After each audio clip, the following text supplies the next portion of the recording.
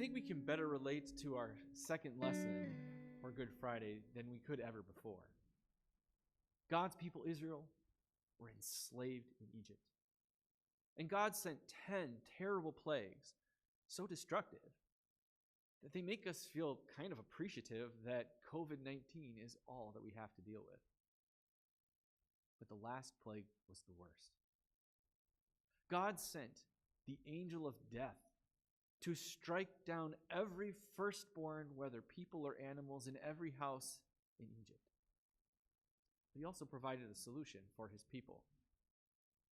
For each family that sacrificed a year-old male lamb or goat and smeared its blood across the doorposts of its house, the angel of death would pass over that house. And so with this sacrifice, God established a new festival called Passover. Not just one festival, but rather a whole system of sacrifices that God instituted for his people as a part of his covenant or his agreement with them. These sacrifices existed for nearly every occasion, but the message they had was all the same. When we sin, God demands blood. Someone, something must die because of your sin. If not you, someone else has to take your place, or something else must take your place, namely that animal's life. And this system of sacrifices continued. Notice at the end of our lesson how God tells the people of Israel they must practice this festival of Passover year after year, sacrifice after sacrifice. But the Passover lamb was special. Well, all the other sacrifices are brought to the tabernacle or to the temple for the priests to give to God. With the Passover lamb, each family had to be involved. It was personal.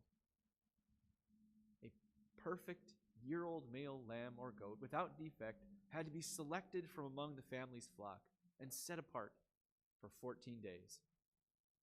For some families, that meant taking that lamb or that goat and bringing it into the house to live with them if they didn't have space elsewhere. And then on the 14th day, the day of Passover, the family would sacrifice that lamb and smear its blood across the doorposts. No priest to hide the blood from the children. No, this was something each family had to do. And the message of that lamb, one day, God would send the Passover lamb who would pay for our sins as God's people.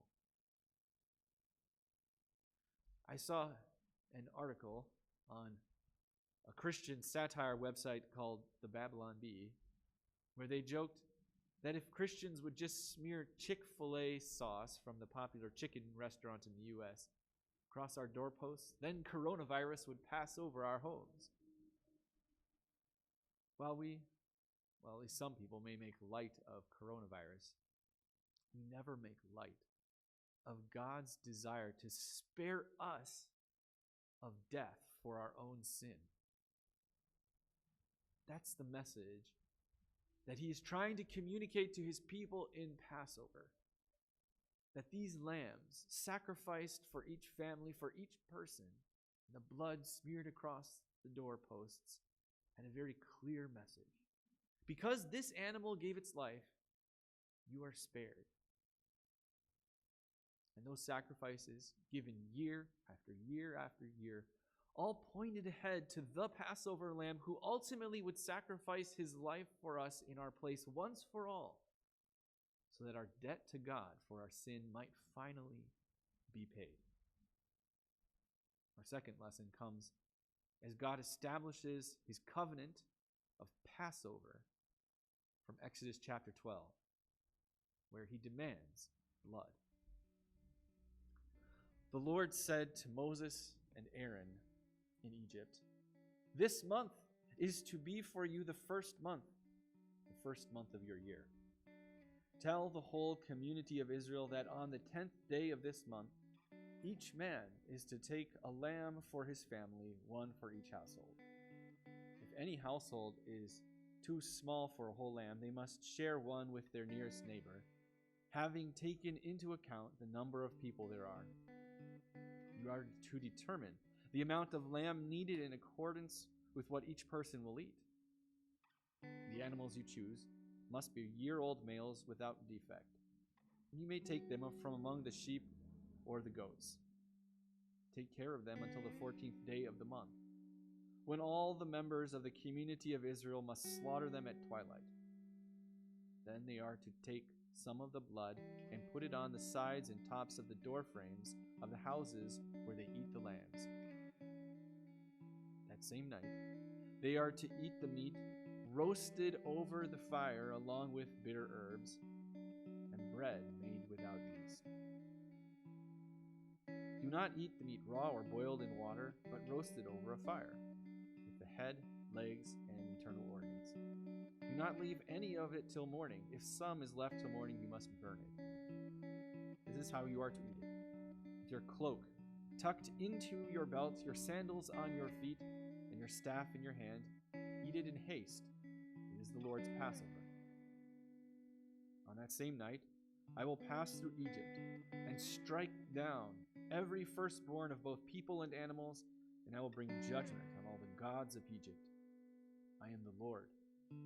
The blood will be a sign for you on the houses where you are. And when I see the blood, I will pass over you. No destructive plague will touch you when I strike Egypt. This is a day you are to commemorate for the generations to come. You shall celebrate it as a festival to the Lord, a lasting ordinance. This is the word of the Lord.